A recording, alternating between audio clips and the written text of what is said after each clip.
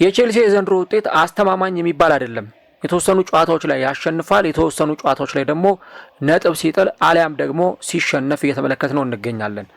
ብዙዎችም በተለይም የቼልሲ ደጋፊዎች በኤንዞ ማሬስካ አመራርነት ስር ጥያቄዎችን ማንሳት ጀምረዋል።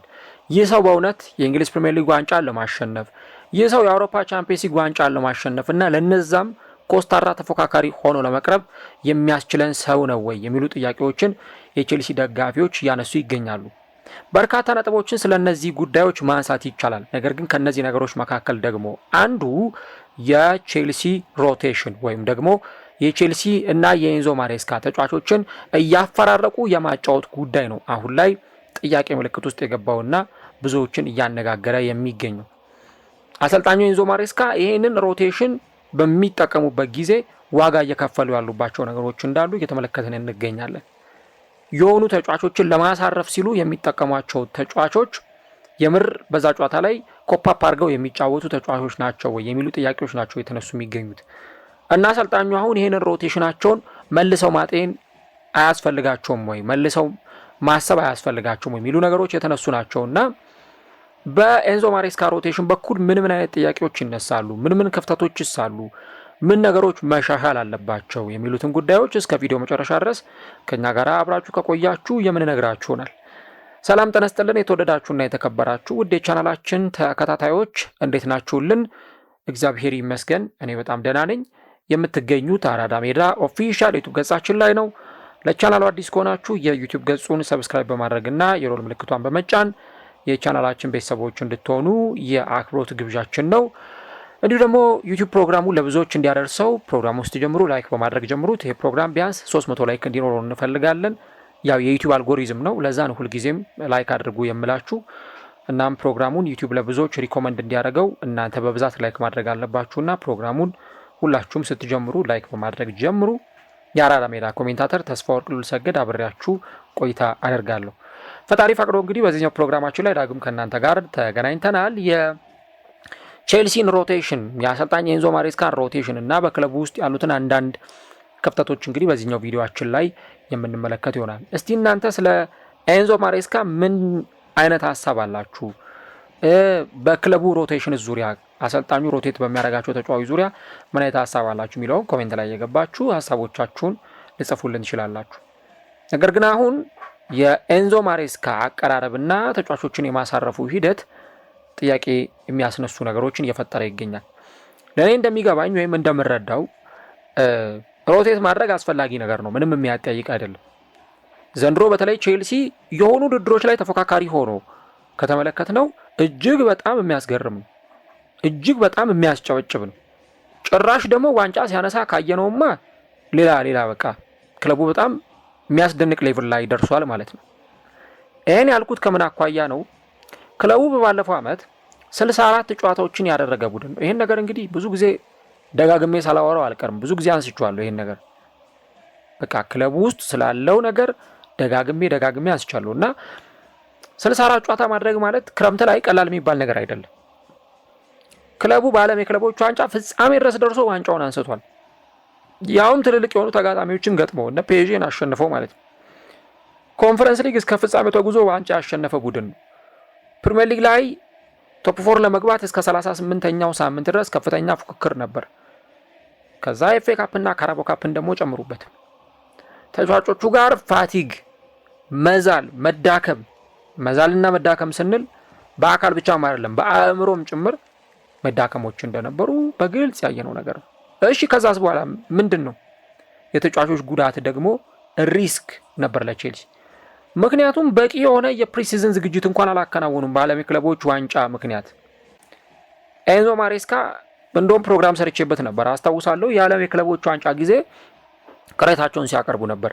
እንዴ ኧረ ሙቀቱ ሊገለን ነው አሉ ኤንዞ ማሬስካ።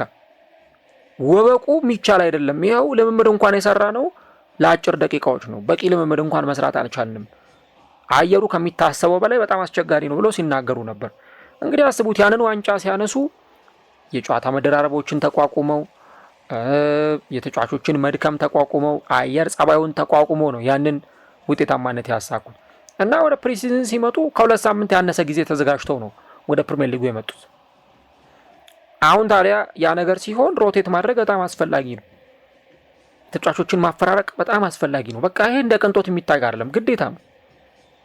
በተለይ የባለፈው አመት የዓለም የክለቦች ዋንጫ ላይ የቼልሲ የስኳድ አባል ያልነበሩ ተጫዋቾችን በደንብ መጠቀም አስፈላጊ ነው። እነ ጋርናቾን፣ እነ ጄሚ ጊቴንስን፣ ሌሎች ተጫዋቾችን መጠቀም በጣም አስፈላጊ ይሆናል። ይኸው የዛ ጫና አሁን ኮል ፓልመር ከጉዳት መልስ እንግዲህ በርካታ ጨዋታዎች 10 ምናምን ጨዋታዎች አምልጠውት ወደ ሜዳ ተመለሰ። ታዲያ ወደ ሜዳ ተመለሰ ተብሎ ግን ቀጣዩ ጨዋታ ላይ ሊጫወት አልቻለም።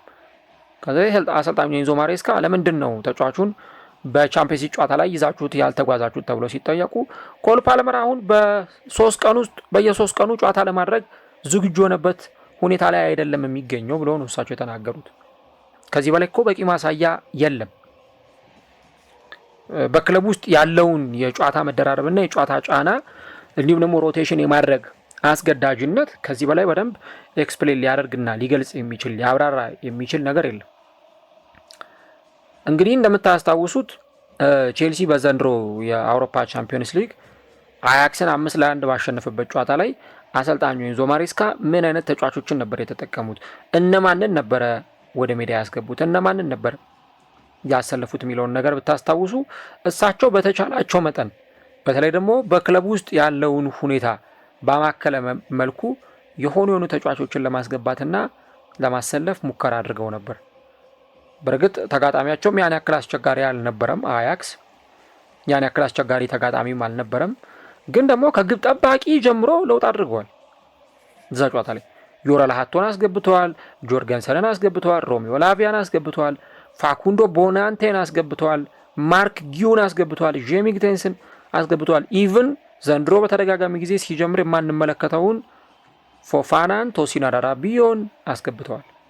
ምናልባት ከዚህ ስብስብ ውስጥ 2-3 ተጫዋቾች ወይ ካይሴዶ ወይ ፈርናንዴዝ አሊያም ኤስቴቫውን ነው ልናነሳ የምንችለው። እሱንም ፈርናንዴዝን ለምሳሌ 46ኛው ደቂቃ ላይ ቀይሮ አስወጥተውታል። ካይሴዶን 49ኛው ደቂቃ ላይ ቀይሮ አስወጥተውታል። ቶሲንን 46ኛው ደቂቃ ላይ ቀይሮ አስወጥተውታል።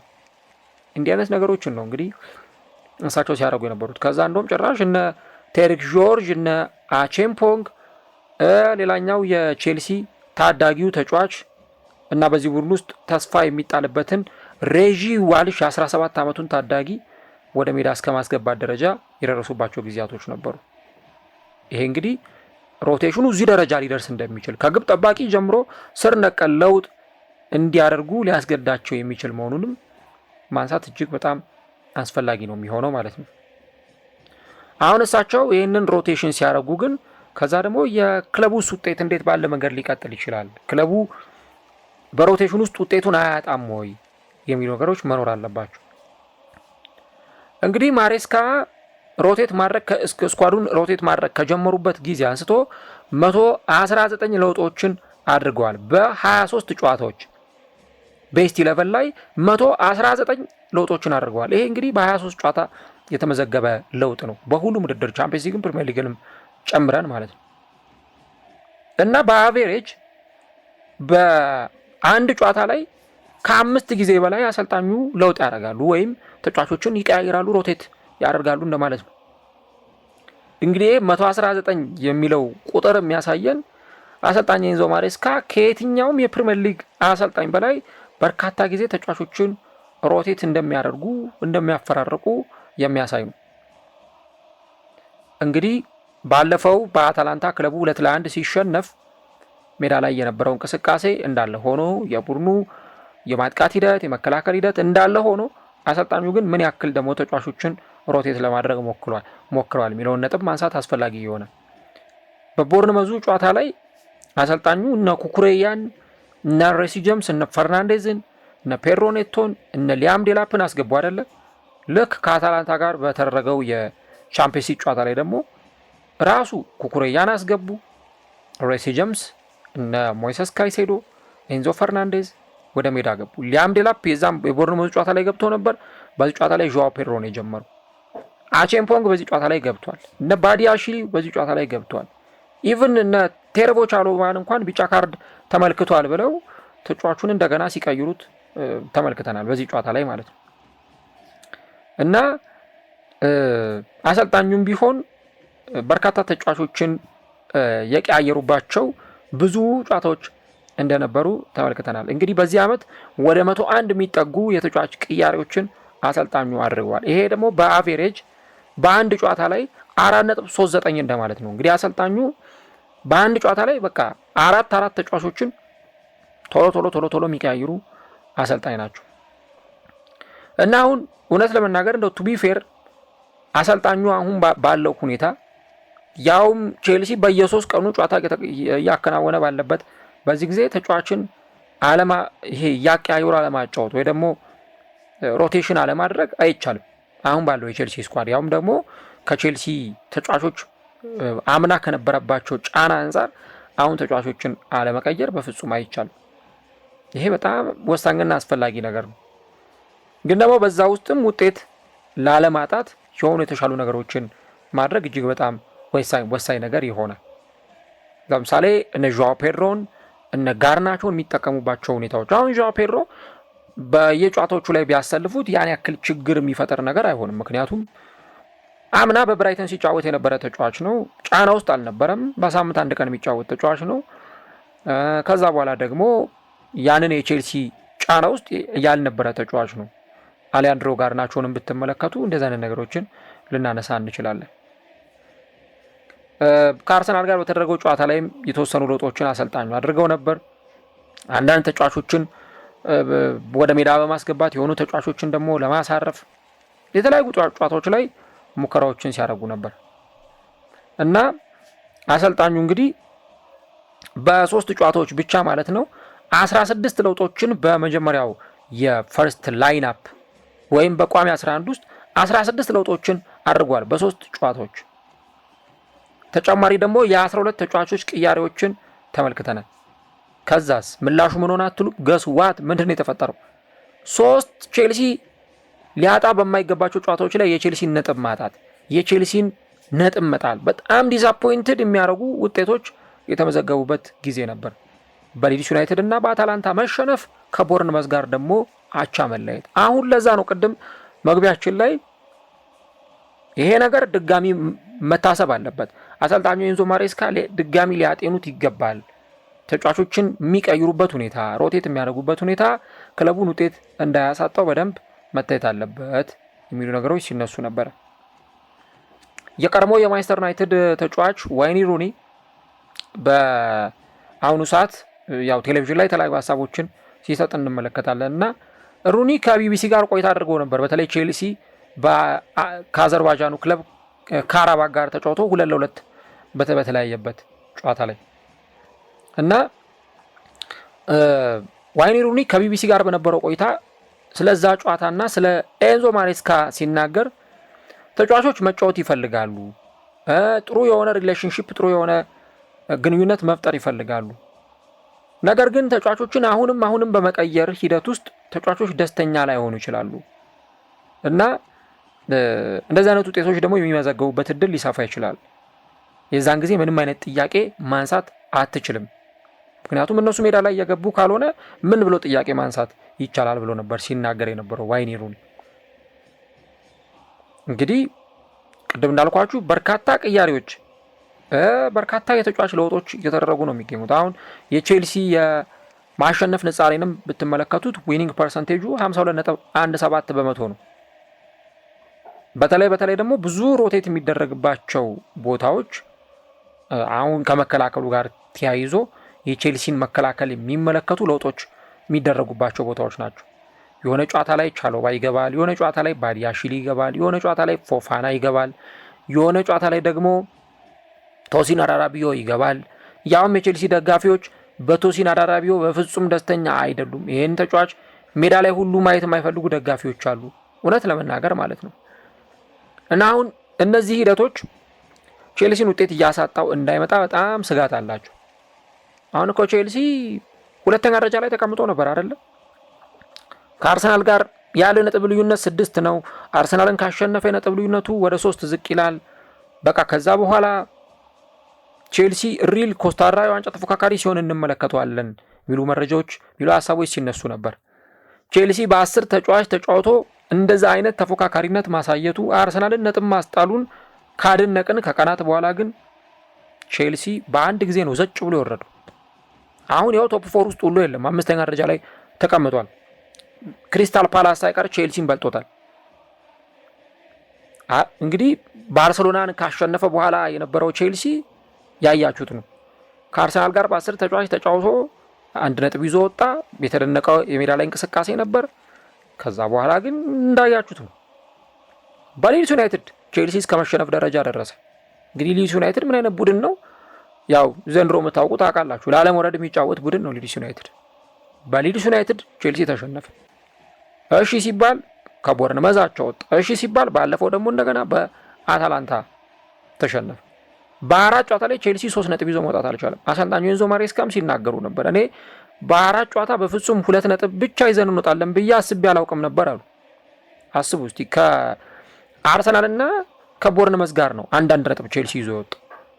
ከዛ ውጪ በሁለቱ ጨዋታዎች በአታላንታና በሊድስ ዩናይትድ ተሸንፏልና ቼልሲ በ4 ጨዋታ ሊያገኝ ከሚገባው 12 ነጥብ ይዞ የወጣው 2ቱን ብቻ ነው። 10 ነጥብ ጥሎ ወጥቷል። እና ይሄ ለደጋፊዎችም ጥሩ ስሜት የሚሰጥ አይደለም ወይ? ደጋፊዎች በፍጹም አክሴፕት የሚያደርጉት የሚቀበሉት ነገር አይደለም።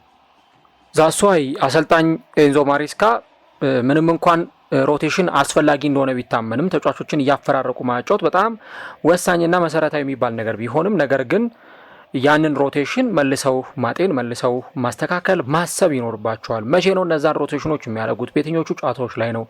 በየትኞቹ የጨዋታ ደቂቃዎች ላይ ነው የሚለውን ነገር በደንብ ማሰብ አስፈላጊ ይሆናል።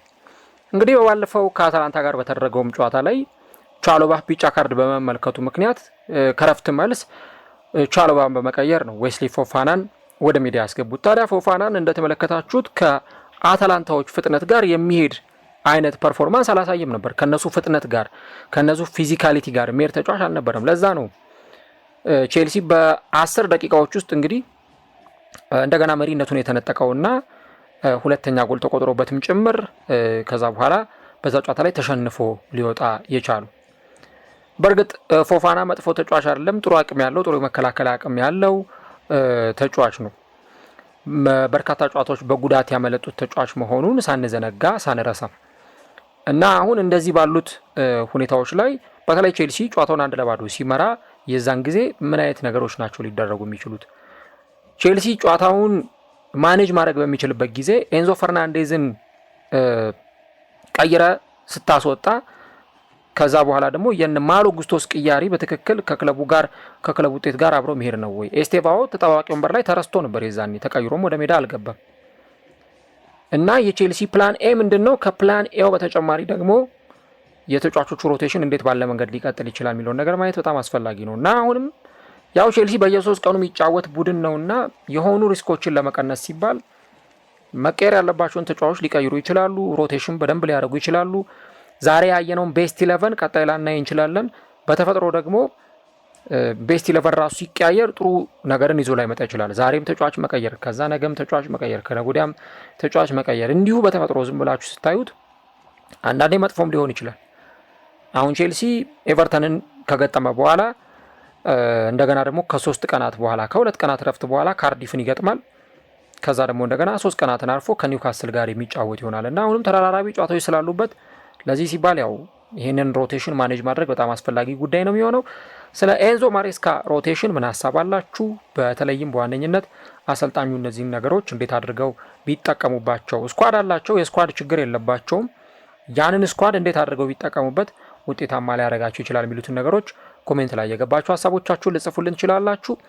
ቼልሲ እንግዲህ ወሳኝ የሆነውን ጨዋታውን ቅዳሜ ዕለት ከኤቨርተን ጋር በእንግሊዝ ፕሪሚየር ሊግ ያከናውናል። በዚህ ጨዋታ ላይ ከ4 ተከታታይ ጨዋታዎች በኋላ ወደ አሸናፊነት ወደ ድል ይመለሳሉ የሚለውን ነገር እሱን ደግሞ አብረን የምንመለከተው ጉዳይ ይሆናል ማለት ነው።